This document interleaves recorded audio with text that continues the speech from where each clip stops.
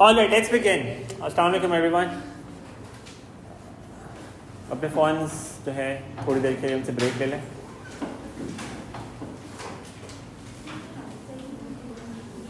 फातिमा अपना फ़ोन रख दें.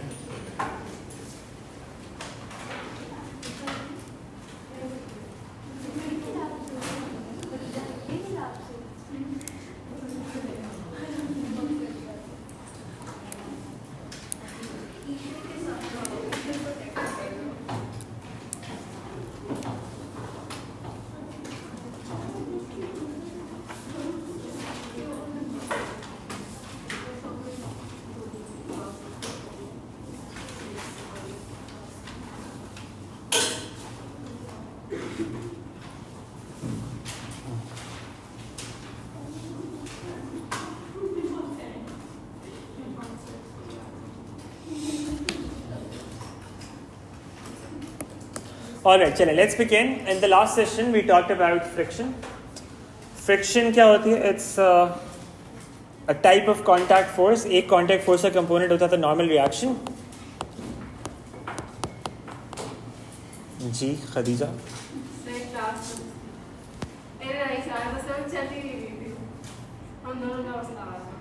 Right.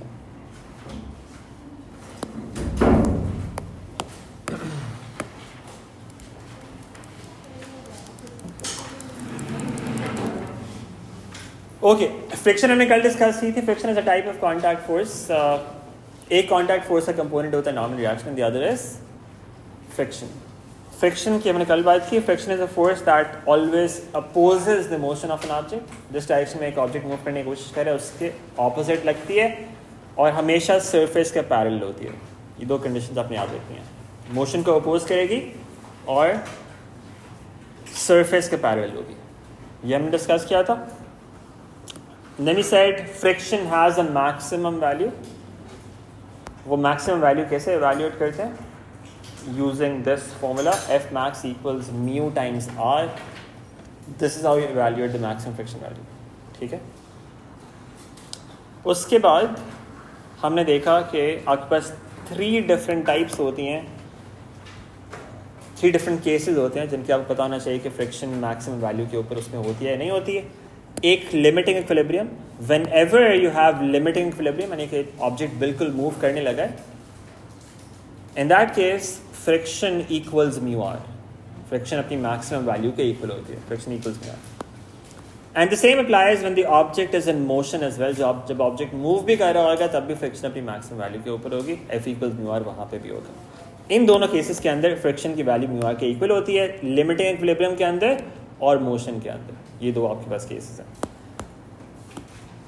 But there's also another possibility. They sometimes say some object is in equilibrium और उसको यूज करके आपको कोई इनइक्वालिटी प्रूव करनी होती है कभी कभी. अब क्योंकि इक्विलिब्रियम के अंदर ये दोनों केसेस हो सकते हैं, F इक्वल्स म्यू आर भी हो सकता है, लेस देन म्यू आर भी हो सकता है.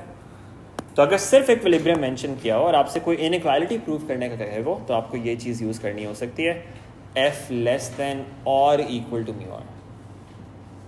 ओके, तो ये आपके पास इक्विलिब्रियम केस होता है. ये तीनों चीज़ें ज़्यादा यूज़ हो रही होती हैं. You have to know this. You use this sometimes.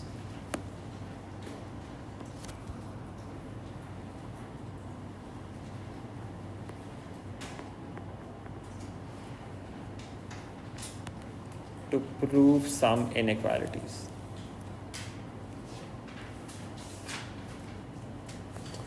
ठीक है, इसके ऊपर हम आज देखेंगे कुछ क्वेश्चंस फ्रिक्शन के ऊपर. Okay, but before we do that there is actually one concept that we haven't done yet. I forgot कि यहाँ पे ग्रुप 2 में अभी डिस्कस नहीं किया था. दैट्स ऑप्शनल, लेकिन उसका फ़ायदा होता है कभी कभी in some cases. So let's do that first and then we'll do some practice questions on friction. Friction की वर्कशीट आपको by the way फ्राइडे को मिलेगी इंशाल्लाह. It's uploaded on Classroom already. Classroom पे uploaded है. उसके questions भी assigned है. You should start doing those questions. Friday को हम questions की और practice कर रहेंगे. आज के लिए unfortunately I don't have printed copies. Friday को आपको printed copies भी उसकी मिल जाएंगी. ठीक है, लेकिन आप घर पे फिर भी प्रैक्टिस कर सकते हैं. क्लासरूम के ऊपर वो ऑलरेडी अपलोडेड है. ठीक है, अच्छा, there was one thing that we did not cover earlier, and that was called something that's called Lami's theorem. तो वो हम अभी डिस्कस करते हैं जल्दी से. It's a pretty short thing, but it really helps in a lot of questions. Syllabus का part ये उस तरह से नहीं है कि मतलब ये रिक्वायर्ड नहीं है आपको पता होना, लेकिन इसका बहुत फ़ायदा होता है. बहुत सारे क्वेश्चन इसको यूज़ करके कर सकते हैं और वो सिंप्लीफाई हो जाते हैं, आसान हो जाते हैं. ठीक है. You actually put it before friction. Yeah. Now, what does Lami's theorem say? If you have three forces acting at a point, let's say you've got one force here, and you have another force here, and there's another force acting in this direction. ये तीन forces हैं. Let's call this force A. In fact, let's call this force F1. Let's call this F2. This F3.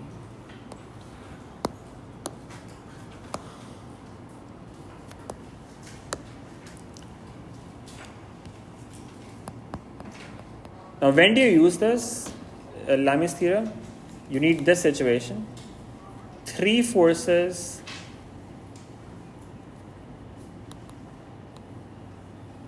should be in equilibrium. Okay, so let me actually write as two separate points. Three forces acting at a point. This is the first condition that we have for being able to use this Lami's theorem. And the second condition is there should be equilibrium. Three forces and equilibrium. ये दोनों conditions आपकी meet होनी चाहिए. जब ये दोनों conditions meet होती हैं तो आप forces resolve करने के बजाय ये calculations थोड़ी सी जल्दी कर सकते हैं इस तरह से कि आप forces के दरमियान में angles देखें. तो अगर आप देखें फोर्स 1 के ऑपोजिट जो एंगल है, ये एंगल है F2 और F3 के दरमियान में. Let's call this angle θ1.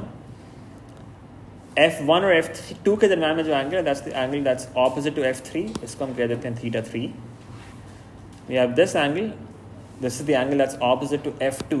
Let's call this angle θ2.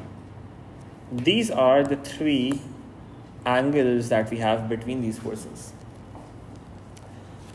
So when you have this condition, three forces which are in equilibrium, and you have the values of the forces, the magnitudes of the forces, and the angles between them, उनका relationship क्या होगा आपस के अंदर?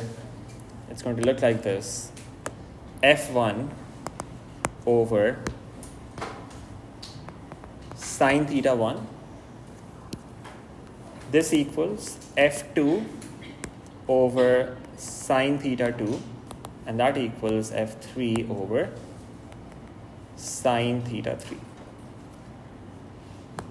This holds true for a situation like this. This is called Lami's theorem. Fatima, what's this called? This is Lami's theorem. Okay. F1 over sin θ1, that equals F2 over sin θ2, and that equals F3 over sin θ3. ये आप use कर सकते हैं. इसमें से अब कोई भी एक चीज़ अननोन है, कोई दो चीज़ें अननोन है, आप इस इक्वेशन को यूज़ करके दो चीज़ें आप दो अननोन्स इसमें हो सकते हैं, वो आप फिगर आउट कर सकते हैं इसमें. Now does this remind you something? Sine rule, right? So basically sine rule से ये आ रहा होता है. इन तीनों फोर्सेस की अगर आप ट्राइंगल बना दें, remember it's there is equilibrium. Equilibrium का मतलब है रिजल्टेंट फोर्स क्या होगी? जीरो. तो बेसिकली आप जिस पॉइंट से स्टार्ट कर रहे होंगे, अगर आप इन तीनों फोर्सेस की ट्रायंगल बनाएं, उसी पॉइंट पे वापस आ जाएंगे. हेड टू टेल रूल अगर इसके ऊपर यूज करें, जिस पॉइंट से स्टार्ट किया होगा उसी पॉइंट पे वापस आ जाएंगे, बिकॉज रिजल्टेंट जीरो होना चाहिए. रिजल्टेंट जीरो इसका मतलब है कि उसकी कोई भी लेंथ नहीं होगी, तो वापस आप जिस पॉइंट से स्टार्ट किया होगा उसी पॉइंट पे आ जाएंगे. तो अगर ट्रायंगल बनाते हैं इसकी, it would have looked something like this. ये एक फोर्स है, फिर आपकी एक और फोर्स होती उस डायरेक्शन में,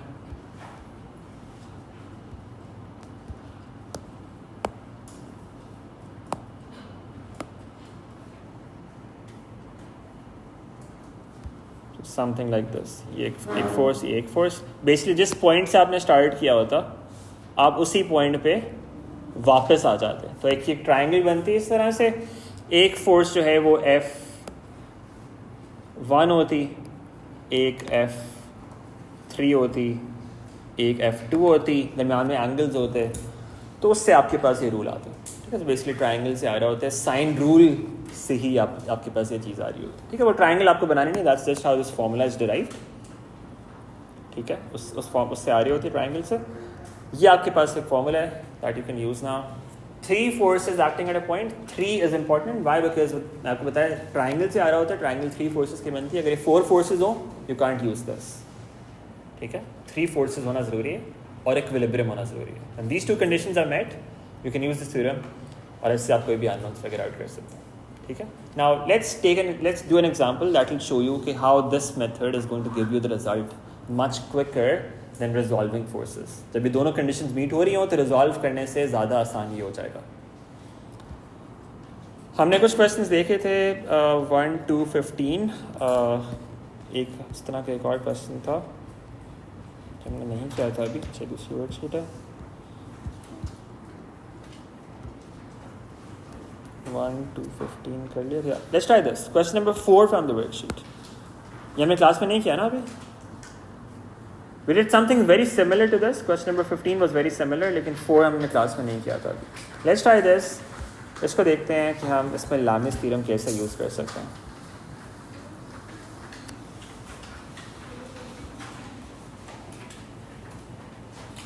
All right, question number 4 from the worksheet. This is what we're doing.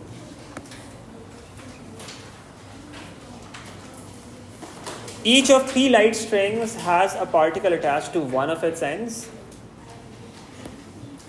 So there are 3 strings again. एक ये लेफ्ट साइड पे ये वाली स्ट्रिंग है, एक स्ट्रिंग ये राइट साइड के ऊपर है,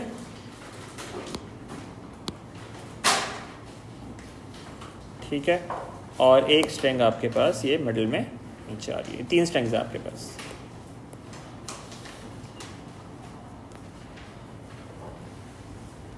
Now the other ends of the string are tied together at a point A. इस point A पे tied है। The strings are in equilibrium with 2 of them passing over fixed smooth horizontal pegs.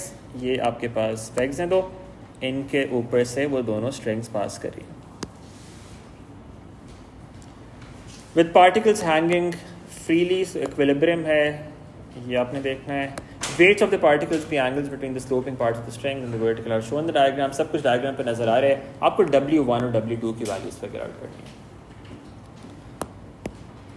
Now, how do you think about this? Let's start from one side of the figure. Let's say हम W1 से start करते हैं। इधर force लग रही है W1 नीचे। Tension कितनी होगी? ये इक्विलिब्रियम है तो of course टेंशन upwards भी कितनी होगी? W1 ही होगी। So let's call this T1, इसकी वैल्यू भी कितनी है? W1। अगर यहाँ पे टेंशन W1 है, दूसरी साइड पे कितनी होगी? उधर भी आपकी सेम W1 टेंशन होगी। Think about this particle, इस पे नीचे को force कितनी लग रही है? W2। वेट इसका W2 है। Now since it's in equilibrium, upwards force tension है वो भी इतनी होगी, that's also W2 in this case। क्योंकि और तो कोई भी force नहीं लग रही है इसके ऊपर, right? So वो भी W2 होगी। अगर ये W2 है तो दूसरी साइड पे टेंशन उतनी होगी, T2 equals W2। Let's think of this third string, 5 Newton नीचे का वेट लग रहा है, इस पे ऊपर टेंशन कितनी लग रही है? 5 न्यूटन। अगर हम A के परस्पेक्टिव से देखें तो A पे नीचे की टेंशन लग रही है वो कितनी है? That's also 5 Newton. A point के ऊपर अब 3 फोर्सेस लग रही हैं। अगर हम इसको साइड पर रिप्रेजेंट कर लें पॉइंट A को, there's one force acting towards the right side. This force is W2. There's one force acting in this direction, and this is W1, and there's one force acting vertically downwards which is 5 Newton. Point A के ऊपर ये सारी forces लग रही हैं, ठीक है, and we are given some angles. This angle here is 40 degrees and this angle is 60 degrees. So point A को मैंने यहाँ पे separately represent कर लिया. Now this point A is also in equilibrium. So one way to do this would have been आप W1 W2 को resolve करते एक राइट पे कंपोनेंट आता एक अपवर्ड्स कंपोनेंट आता. W1 को रिजॉल्व करते एक लेफ्ट पे कंपोनेंट आता एक अपवर्ड्स कंपोनेंट आता. लेफ्ट वाली फोर्स को राइट के इक्वल करते अपवर्ड फोर्सेस डाउनवर्ड के इक्वल करते. दो साइमल्टेनियस इक्वेशंस बनती. उन साइमल्टेनियस इक्वेशन को सॉल्व करते तो आपके पास W1 और W2 आ जाते. That's one way to do it, right.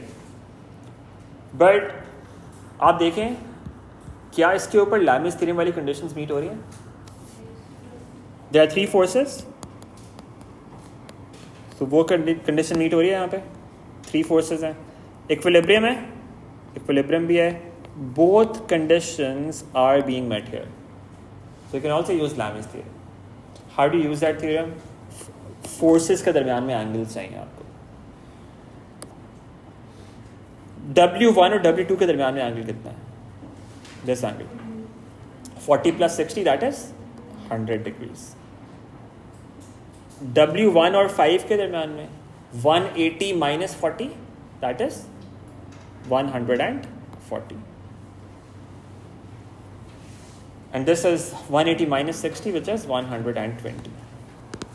So अगर आप Lami's theorem use करें, this force corresponds to this angle, W2 corresponds to this angle, and 5 Newton corresponds to 100 degrees. Lami's theorem use कर लें यहाँ पे. We can say W1 over sine of 120. This equals 5 over sine of 100. And that equals W2 over sine of 140. You get two equations from this. आपके पास तीन possibilities बन सकती हैं, right. तीन पॉसिबल इक्वेशन जिस साइन रूल में करते हैं. तो आप उनको ब्रेक कर लें किसी भी दो पार्ट्स के अंदर. एक आप ये यूज़ कर लें, एक ये यूज़ कर लें. इनका फ़ायदा ये है कि दोनों इक्वेशंस के अंदर सिर्फ एक एक अननोन होगा. आपको साइमल्टेनियसली भी सॉल्व नहीं करनी पड़ेंगी, डायरेक्टली आपको वैल्यूज़ मिल जाएंगे. So you have W1 over sine 120 equals 5 over sine 100. This is one equation. And the other equation is W2 over sine of 140. That equals 5 over sine 100.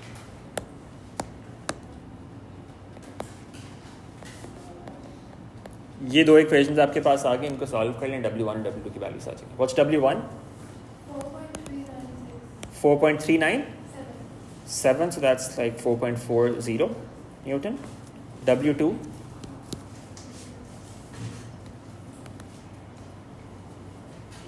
क्या आता है? 0.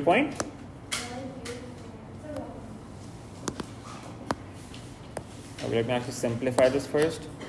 So this is W1 equals 5 into sine of 120 divided by sine of 100. ये आपने evaluate करना है पहले. ये value सही है 4.40? W1? Okay. W2 would be 5 into sine of 140 divided by sine of 100, and you're saying that is 3.26 Newton.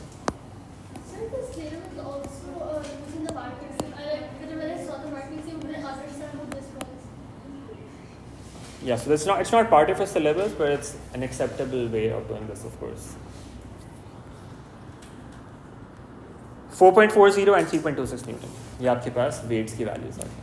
So you see, it's much quicker than resolving and then solving simultaneously. इससे बहुत जल्दी हो जाता है आपके पास. It was a 6-mark question. This is all the working that you need for this.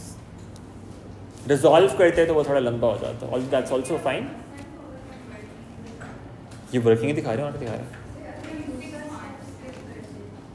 कर सकते हैं. सो बेसिकली ये स्टेप अगर आप स्किप कर दें दैट्स ओके, मसला नहीं. वर्किंग तो दिखा रहे हैं ना. So this is a correct way of doing this, that's okay. जब आप ये इक्वेशन लिख देंगे then it's understood that you're using Lam's theorem. Remember the conditions, 3 forces and equilibrium में दोनों conditions जब meet होंगी तब आप ये use कर सकते हैं, otherwise नहीं कर सकते. ठीक है? Alright? ये हमारी एक चीज़ हमने दरम्यान में नहीं कवर की थी Lam's theorem, so ये आपको पता होना चाहिए, ऐसे यूज़ कर सकते हैं. Now we go back to friction. अब friction के questions हम देखते हैं. We'll do one question, an easier one, और उसके बाद फिर हम break लेंगे, and then do some more questions after that. Pakiza, if you want to leave, you are free to leave. Thank you. Allah Hafiz. Pakiza attended the other class, that's why. Yeah. It's not an option for everyone. Allah.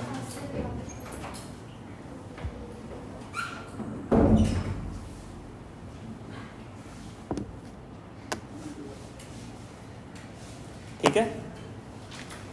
All right. Let's move on. ये हमारा एक question था जो हमने पहले पिछली वाली worksheet से किया. Now we'll do some questions from the other worksheet that I've uploaded today, and you'll get the printed copy of that on Friday, inshallah. उससे कुछ questions देखते हैं आप, and they will involve friction now. Okay. Let's start from something very simple. This is question number 1 from this worksheet. इससे start करते हैं.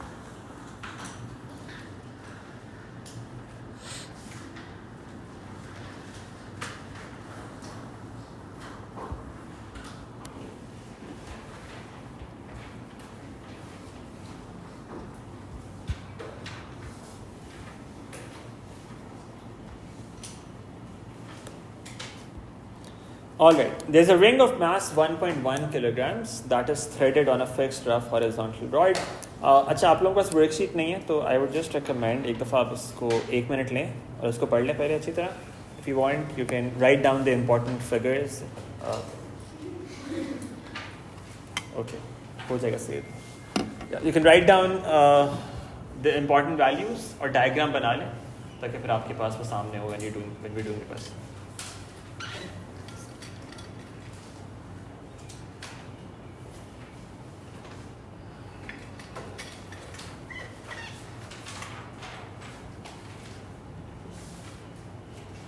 खदीजा थोड़ा सा और पीछे हो जाएंगे तो ज़्यादा अच्छा नजर आएगा. ये सीट खाली है यहाँ पे, बाकी से चले गए.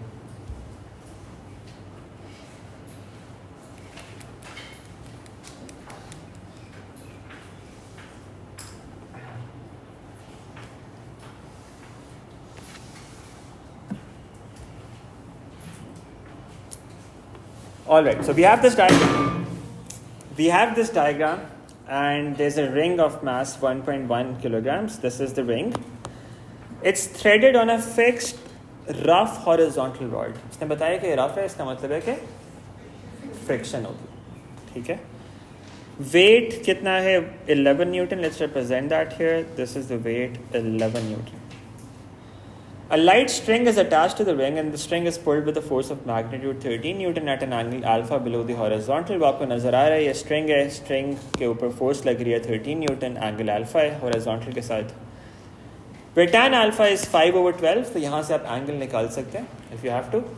वो आपको आगे चाहिए होगा, वो देख लेंगे. It says ring is in equilibrium.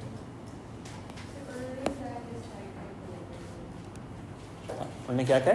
किस टाइप का इक्विलिब्रियम है? So that's not given. So it just says it's equilibrium. Equilibrium का मतलब है कि opposite force is equal. That's all that's covered. Okay. Now we have to find the frictional component of the contact force. Now all that means is आपको friction find करनी है. Remember हमने कहा था contact force के 2 parts होते हैं, 2 components होते हैं, एक normal reaction और दूसरा friction. ठीक है? उसने कहा find the frictional component of the contact force, यानी कि friction find करनी है. इस तरह सेकंड पार्ट में देखें, उसने कहा find the normal component of the contact force. That means reaction की वैल्यू फिगर आउट करनी है. नॉर्मल कंपोनेंट का मतलब होएगा कि आपको रिएक्शन फाइंड करना है यहाँ. Okay, now how do we start? Equilibrium है, कुछ फोर्सेस दी हुई हैं. सबसे पहले we have to figure out which forces are applying on this object. Remember हमने कौन कौन सी फोर्सेस कर ली हैं? Weight, we already represented that there, normal reaction, tension, friction. ये 4 मेजर फोर्सेस हैं जिनका आपको हर सिचुएशन में सोचना है, अप्लाई हो सकती हैं, नहीं हो सकती हैं, होंगी तो किस तरह से होंगी। वेट हमने रिप्रेजेंट कर लिया। What other force is applying here? Tension आपके पास आ रही है 13 newton, that's already given, so that's another force. What else? Reaction कहाँ पर होएगा? Reaction always acts perpendicular to the surface. Surface is this rod, horizontal है, परपेंडिकुलर लगेगा। परपेंडिकुलर किस डायरेक्शन के अंदर? अपवर्ड डायरेक्शन के अंदर, क्योंकि फोर्स नीचे की तरफ लग रही है, राइट? तो रिंग लेकिन नीचे नहीं मूव कर रही, उसको बैलेंस करने के लिए कौन सी फोर्स है? रिएक्शन है जो ऊपर की तरफ लग रहा है, जो सरफेस अप्लाई कर रहा है रिंग के ऊपर, ठीक है? What else? What other force do we have? Friction. It's a rough rod, right? तो friction होगी. Now friction always acts parallel to the surface. यानी कि या तो यहाँ पे लगेगी या यहाँ पे लगेगी. Is it on the right side or the left side? Right. Why? क्योंकि force left पे लग रही है. ठीक है? ये जो टेंशन है 13 न्यूटन, उसका एक कंपोनेंट इस डायरेक्शन में लग रहा है जो रिंग को लेफ्ट पे मूव करने की कोशिश कर रहा है. फ्रिक्शन उसको मूव नहीं करने देगी, उसको अपोज करेगी और फ्रिक्शन लगेगी आपकी राइट साइड के ऊपर. This is your friction. ये आपकी फ्रिक्शन की direction. Make sense? These are all the forces acting on this ring. Now we have equilibrium. इसका मतलब ये है कि ऑपोजिट फोर्सेस इक्वल होंगी. इनको रिजॉल्व कर लें, लेफ्ट वाली फोर्स को राइट के इक्वल कर दें, अपवर्ड फोर्स को डाउनवर्ड फोर्स के इक्वल कर दें. ठीक है?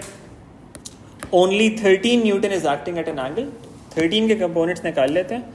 एक इसका लेफ्ट साइड पर होएगा, this is 13 cause alpha, angle के साथ वाला. एंगल की दूसरी साइड वाला component that is 13 sine alpha.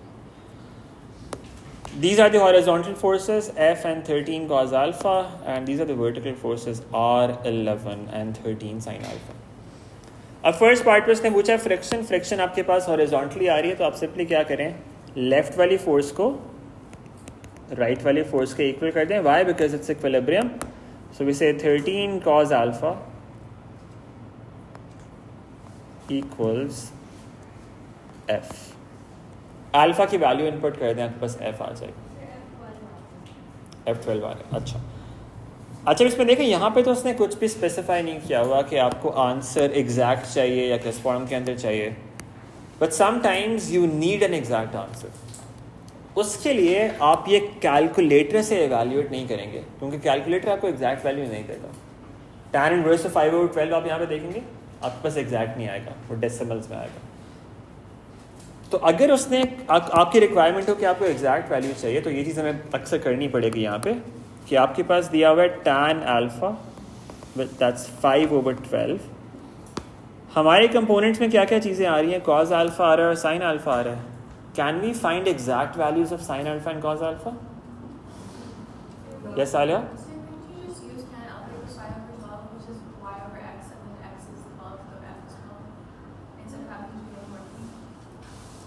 Okay, so saying tan alpha equals sin alpha over cos alpha, and that's 5/12. So you are saying sin equals 5 and cos equals 12. Is that even possible? No, that is -5 equals the y component and then 12 is the x. Yes, exactly. That's correct. So we could think of it like this. Tan alpha is 5/12. That means the ratio of perpendicular and base is 5/12. So we could say this represents perpendicular over the base, right? Tan इसी तरह से defined है ना, perpendicular over base. Using this we can find the hypotenuse. अगर perpendicular 5 होता और base 12 होती, तो hypotenuse क्या होता? 8 square equals 5 square plus 12 square. That gives you h equal to 13. Now you can write sin alpha and cos alpha. Sin alpha equals perpendicular over hypotenuse, and that is 5/13. And you can also write cos alpha from this. Cos alpha is base over hypotenuse, which is 12/13 here. आपके पास cause alpha की और sine alpha की values आ गई, exact values. So whenever you have one ratio given, tan sign cause तीनों में से कोई भी एक चीज़ गिवन हो, तो आप उसके कॉरेस्पॉन्डिंग बाकी दोनों रेशियोज निकाल सकते हैं by making a right angle triangle like this. तो basically right angle triangle consider करके हम कह रहे हैं, तो ये अगर राइट एंगल ट्राइंगल होती है उसमें अगर ये एंगल थीटा होता, ये एंगल अल्फा होता, तो ये परपेंडिकुलर था, ये बेस थी, ये हाइपोटेन्यूज था. हमें अगर दो साइड्स पता है तो थर्ड साइड निकाल के उसके मुताबिक हम ये रेशियोज लिख सकते हैं. We did this in P1 trigonometry, if you remember. Paper 1 trigonometry में हमने इस तरह के काफ़ी क्वेश्चंस देखे थे. तो ये चीज़ आपको कभी कभी यहाँ पे यूज़ करनी पड़ती है whenever you need exact values. Make sense? So tan alpha was 5/12. That gives us sin alpha equal to 5/13 and cos alpha equals 12/13. अब यहाँ पे हमारे पास क्या आ रहा था, 13 cos alpha. Cos alpha की वैल्यू यहाँ पे इनपुट कर दें, that's 12/13 and that gives you F equal to 12 Newton. ये cos की वैल्यू थी 12/13, वो हमने यहाँ पे इनपुट कर दी. Make sense?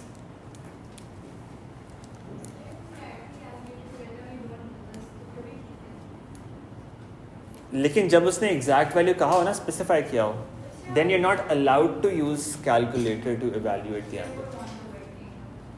Then they would want this working. वो कॉस और साइन की एग्जैक्ट वैल्यूज आपको लिखनी पड़ेगी वहाँ पे. अदरवाइज तो आप कैलकुलेटर में अगर इस तरह से डाल दें कि alpha equals tan inverse of 5/12 आता है, आप इसके बाहर साइन डाल दें कि sine of tan inverse of 5/12, मतलब वही आंसर आएगा, तो आंसर को वहीं पे यूज़ कर लें. सो उसमें आपको कैलकुलेटर दे सकता है एग्जैक्ट वैल्यू, लेकिन आपको जब भी एग्जैक्ट वैल्यू उसने स्पेसिफाई किया होता है आपको वर्किंग शो करनी पड़ती है. ठीक है, वो आपको फिर ये मेथड पता होना चाहिए कि अगर एक रेशो गिवन है बाकी किस तरह से फिगर आउट कर सकते हैं. नहीं, ट्रायंगल बनाना ज़रूरी नहीं है.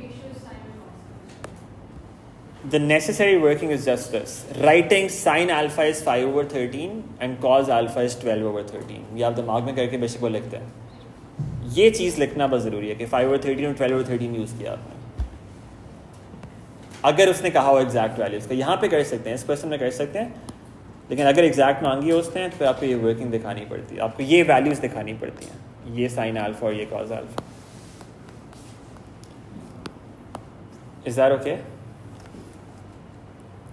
Okay, so that's the value of friction. ये आपके पास आ गई. अब सेकेंड पार्ट में वो कहता है find the normal component of the contact force on the ring. अब आपको रिएक्शन फाइंड करना है. अब क्या करें, अपवर्ड फोर्स और डाउनवर्ड फोर्स को इक्वेट कर दें. इक्विलिब्रियम है तो upward force should be equal to the downward force.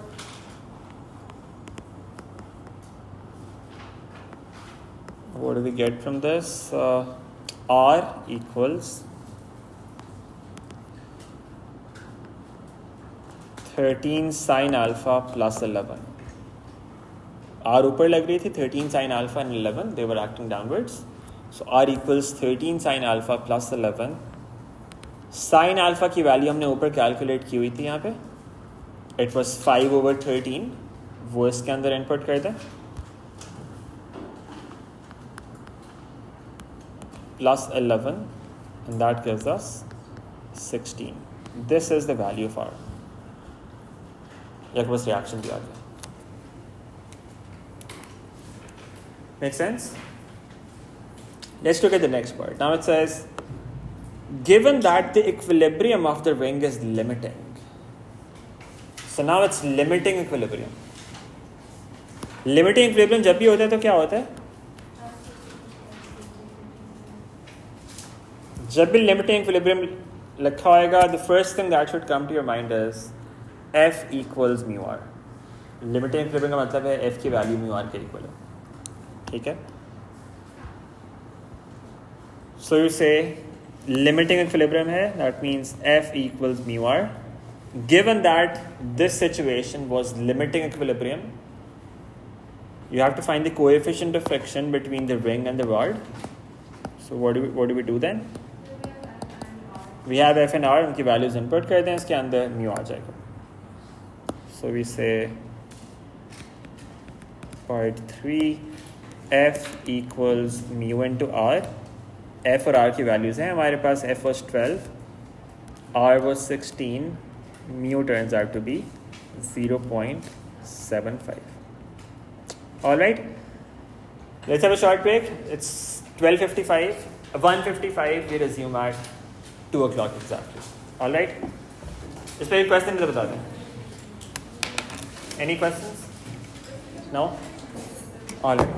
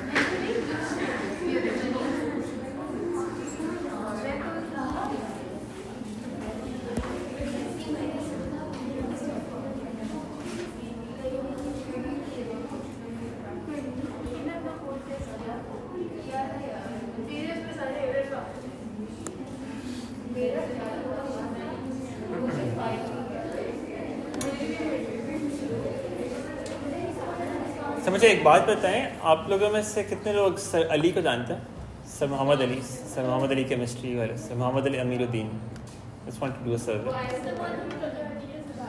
Sorry? Do you know him because of ISL or because of chemistry? Because of chemistry, right? Achha. I'm just asking if you know that he teaches chemistry or not. Sir, नाम उनका किन लोगों ने सुना हुआ है? Can I raise your hands? This one. नहीं, अगर आपको पता है उनके मतलब word of mouth अगर आपने उनका सुना. Okay. And how many of you know Sir Nasir?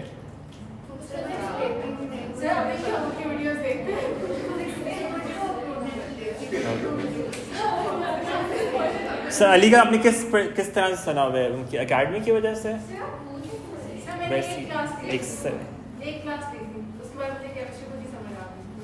एक क्लास से?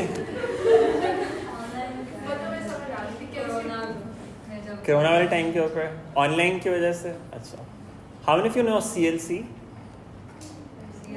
जहाँ पे सर अली पढ़ाते हैं? अच्छा सही. और सर नौशेर का किस तरह से पता है? उनकी online teaching circle.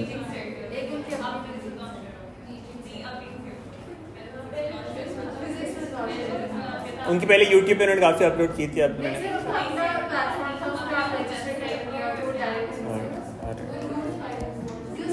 Sir Nausher को ऑनलाइन प्रेजेंस की वजह से ज़्यादा जानते हैं. सर अली की वैसे ही आप लोग को सुना हुआ सर अली का. सॉरी हाँ सर ने थोड़ी देर के लिए पढ़ाया था. नहीं बस मैं कुछ सोच रहा था. सॉरी वैसे एक चीज़. सॉरी वैसे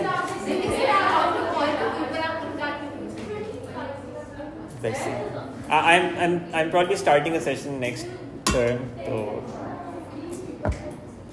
इनमें से किसी के साथ तो देखो.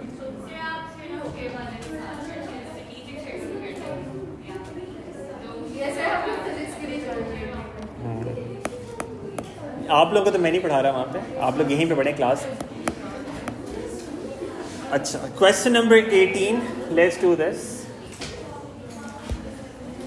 There's a block of mass 8 kilograms that is at rest on a plane inclined at 20 degrees to the horizon. Isha?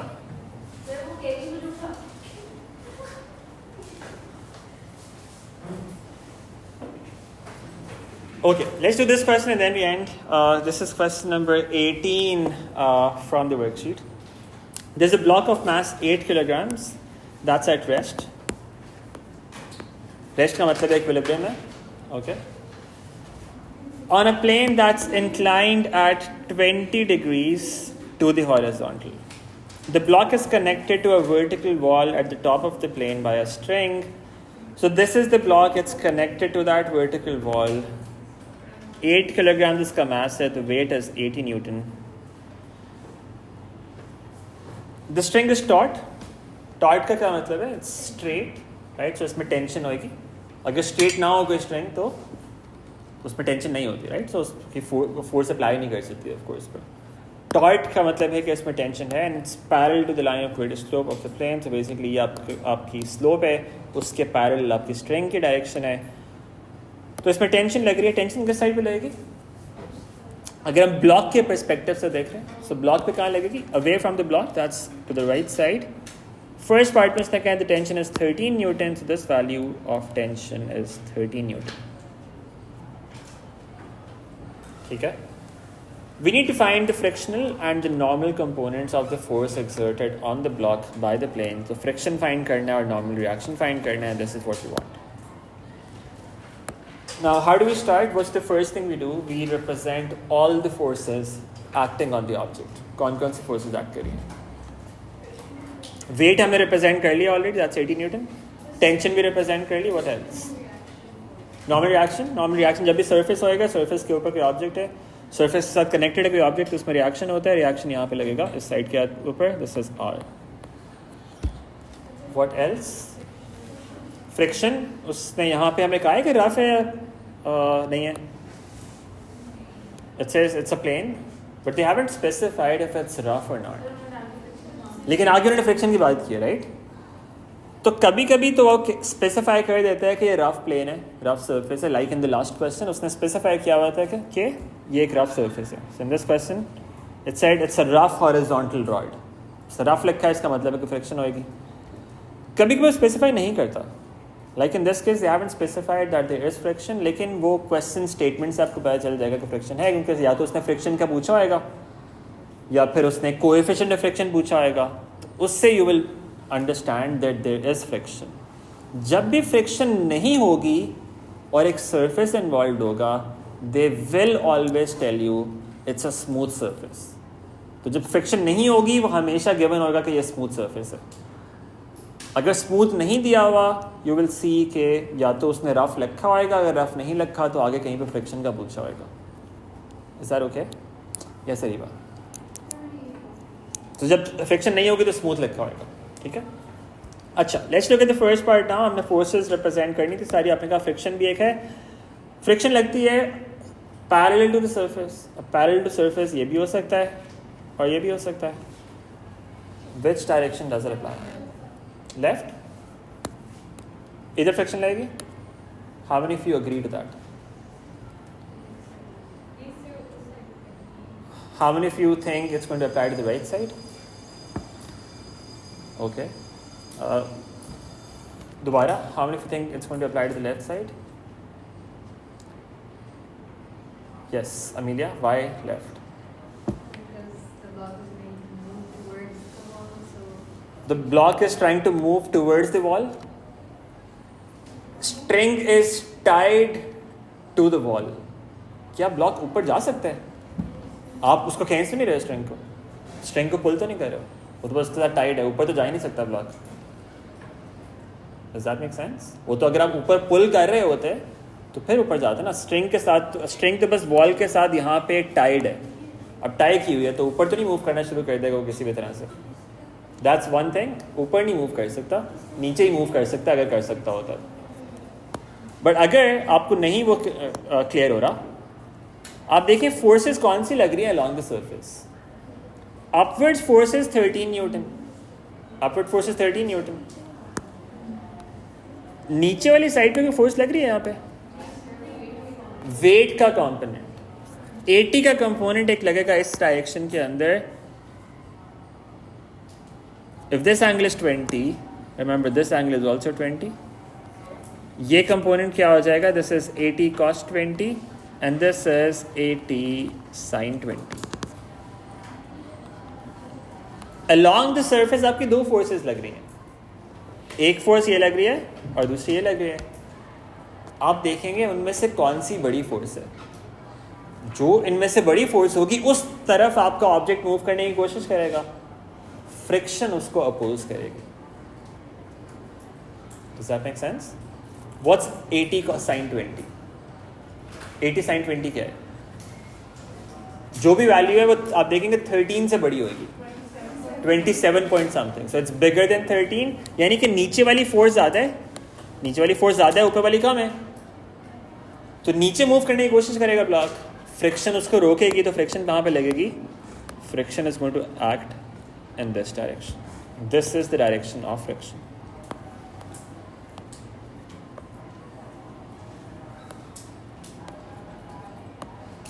Is that okay? Yes, Sakina. Yes, Fatma.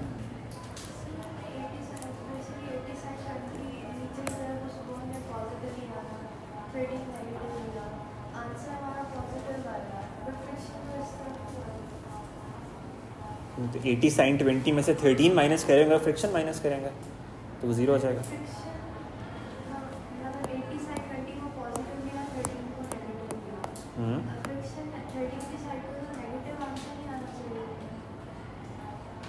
क्यों? f plus 13 that should equal 80 sin 20. जिस तरह आप कह रही हैं, अगर आप 80 sin 20 minus 13 minus f that should give you 0.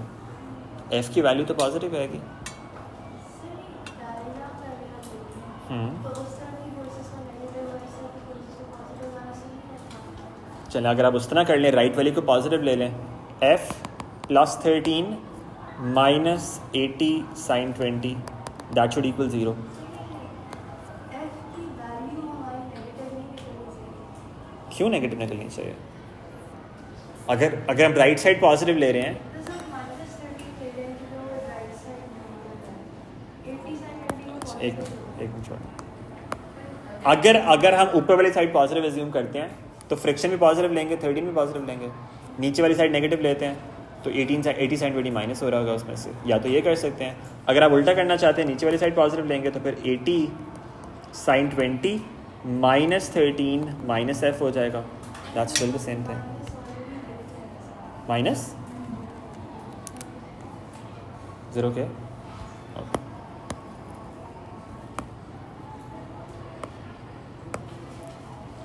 तो हमने क्या किया है, हमने बस फोर्सेस को रिप्रेजेंट कर दिया अभी, क्योंकि नीचे वाली फोर्स जो है वो ज़्यादा है, फ्रिक्शन उसको अपोज करेगी, फ्रिक्शन की डायरेक्शन ये होगी। Is that okay? Any problem with this? इस पर कोई कंफ्यूजन तो नहीं है?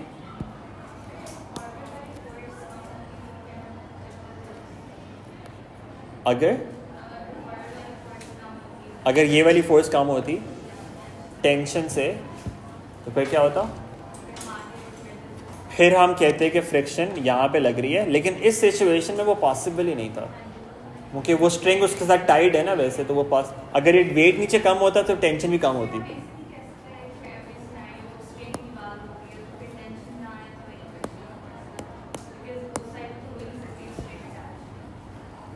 लेकिन हो सकता है उस स्ट्रिंग को पुल कर रहे होते हैं, यहाँ पे तो टाइट है, अगर उसको पुल कर रहे होते उस पर टेंशन होती तो फिर वो चेंज हो जाता सिनेरियो। बेसिकली आपने देखना क्या है, जिस साइड पे ज़्यादा फोर्स लग रही है उससे ऑपोजिट फ्रिक्शन लगेगी। फोर्सेस को देखना, जो बड़ी फोर्स है उसको अपोज करेगी। ठीक है, okay. Now we have to find the friction and normal component. In this case R find करना है, फ्रिक्शन फाइंड करनी है। रिमेंबर जब सर्फेस इस तरह से होते थे तो आप डायरेक्शन किस तरह से देखते हैं, left right up down, surface के परस्पेक्टिव से। अगर आप सर्फेस पर खड़े हुए हैं तो राइट डायरेक्शन क्या है आपकी? This is right, this is left, this is upwards and this is downwards. आपको सिर्फ क्या करना है, लेफ्ट वाली फोर्सेस को राइट वाली फोर्सेस से इक्वेट कर देना है और अपवर्ड्स फोर्स को डाउनवर्ड फोर्स से इक्वेट कर देना है। ठीक है, so let's do that. Friction find करनी है और रिएक्शन फाइंड करना है। लेफ्ट वाली फोर्स राइट वाली के equal, why? Because it's equilibrium, उस वजह से हम ये कर रहे हैं। अगर इक्विलिब्रियम ना होता तो फिर हम नहीं कर सकते थे, क्योंकि ये इक्विलिब्रियम है उस वजह से left equals right and upward force equals downward force. Left वाली फोर्सेस कौन सी हैं? 80 sin 20, राइट पे F and 13, upward forces R and downward forces 80 cos 20. We get the value of F from this and also the value of R from this. F क्या आता है? 14.36. So it's 27.36 minus 13, which is 14.36 Newton. ये आपकी friction की value आ गई। What about reaction? 75.18 degrees. This is the value of reaction. ये आपने friction और रिएक्शन फिगर आउट कर लिया। Make sense? ठीक है,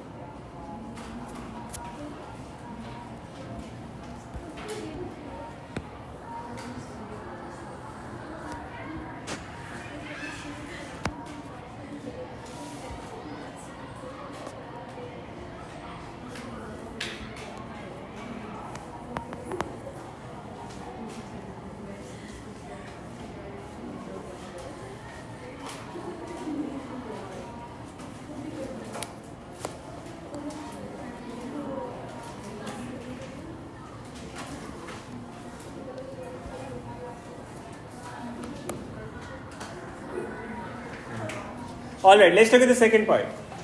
Now it says the string is cut.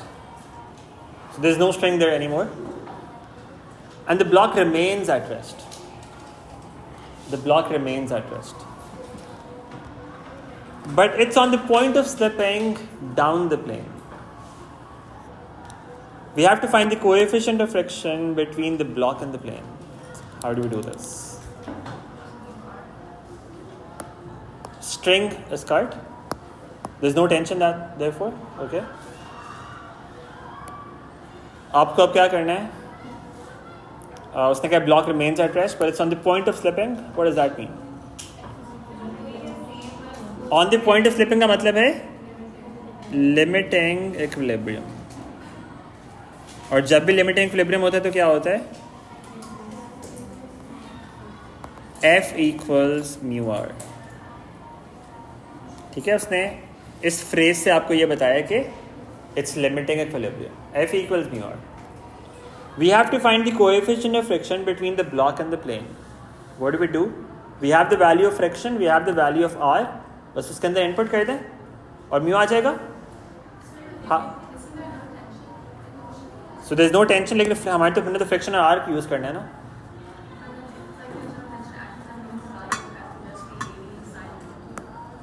So tension is removed here, there is no tension. आपकी friction क्या होगी? चेंज हो जाएगी. It's not going to be the same as before any more. पिछले question में क्या किया था? कोई सिचुएशन चेंज नहीं हो रही थी वहाँ पे. एफ और आर वही थे as they were in the previous parts. यहाँ पे उसने कहा है कि एक चीज़ चेंज हो गई है कि स्ट्रिंग कट हो गई. If the string is cut that means ये टेंशन है यहाँ पे ये ख़त्म हो जाएगी. अब टेंशन नहीं है. जब टेंशन ख़त्म होगी तो you got something like this now. इस तरह की सिचुएशन है, स्ट्रिंग आपकी वहाँ से रिमूव हो गई है. एक मिनट रुकें. लिमिटिंग इक्विलिब्रियम उसने कहा वेट इज 80 न्यूटन. एक मिनट, वेट इज 80 न्यूटन, बाकी सब कुछ वैसे ही रहेगा.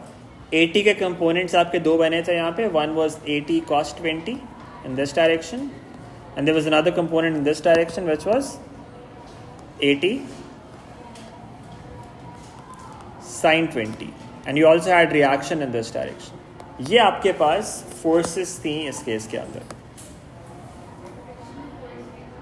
फ्रिक्शन कहाँ पे लगेगी? अब इसमें फ्रिक्शन अपवर्ड्स लगेगी. इट्स ऑब्वियस बिकॉज यहाँ पे तो अपवर्ड्स कोई फोर्स ही नहीं है. तो इसको क्यों अपनी पोजीशन के अंदर रखेगा? पोजीशन में क्यों आपका ब्लॉक रहेगा? क्योंकि फ्रिक्शन ऊपर को लग रही है. ठीक है, इसलिए अपनी पोजीशन में रहेगा. Let me just complete then I answer your question. क्योंकि टाइम खत्म हो गया. So I just want to wrap this up quickly. Again tension के बजाय, टेंशन के अलावा बाकी सब कुछ वैसे ही है और कुछ चेंज नहीं हुआ. हम क्या करेंगे? लेफ्ट वाली फोर्स राइट वाली फोर्स के इक्वल. लेफ्ट वाली फोर्स क्या है? 80 sin 20. अब सिर्फ यही चीज़ आपकी पूरी की पूरी फ्रिक्शन बन गई. ठीक है, उसने कहा था it's on the point of slipping down. नीचे मूव करने लगा था इसलिए फ्रिक्शन ऊपर को लग रही है. और on the point of slipping का मतलब है कि लिमिटिंग इक्विलिब्रियम है. क्योंकि लिमिटिंग इक्विलिब्रियम है इसलिए हम कह रहे हैं F equals mu r. Okay, so F equals 80 sin 20. This is 27.36 Newton. ये आपके पास F की वैल्यू आ गई. परपेंडिकुलर टू सरफेस आप देखें कुछ चेंज हो रहा है क्या? परपेंडिकुलर फोर्सेस अभी भी वही हैं. ऊपर R लग रहा है, नीचे 80 cos 20 लग रहा है. इनमें कोई डिफरेंस नहीं है. R की वैल्यू वही रहेगी जो पहले थी. That's 80 cos 20. What do we get? R की वैल्यू क्या थी? 75.18 आ रहा था पहले. 75.18 newton. 75.18 Newton. You got F and R. You need to find the coefficient of friction. You say F equals mu times R. F is 27.36 mu into 75.18. What do we get? 0.3639 or you can say 0.364. This is the value of the coefficient of friction. तो आपने देखना है अगर कोई situation change होती है तो next part के लिए सेम वैल्यूज नहीं यूज कर लेनी पहले वाली. फ्रिक्शन अक्सर चेंज हो सकती है, कभी कभी रिएक्शन भी चेंज हो जाएगा. यहाँ पे आप देखिए फ्रिक्शन चेंज हो रही थी, रिएक्शन सेम था, लेकिन आपको चेक करना है अगर कुछ चेंज हो रहा है तो वो दोबारा से इवैल्यूएट करना पड़ेगा. Alright, now the friction worksheet is uploaded on classroom. उस पर कुछ क्वेश्चंस असाइंड हैं. Please make sure that you attempt those questions by Friday. At least 5 questions आपने अटेम्प्ट करने हैं फ्राइडे तक. You have 2 days, 5 questions at least. Friday को हम इस पर प्रैक्टिस करेंगे. ठीक है. ऑलराइट, अल्लाह हाफिज़.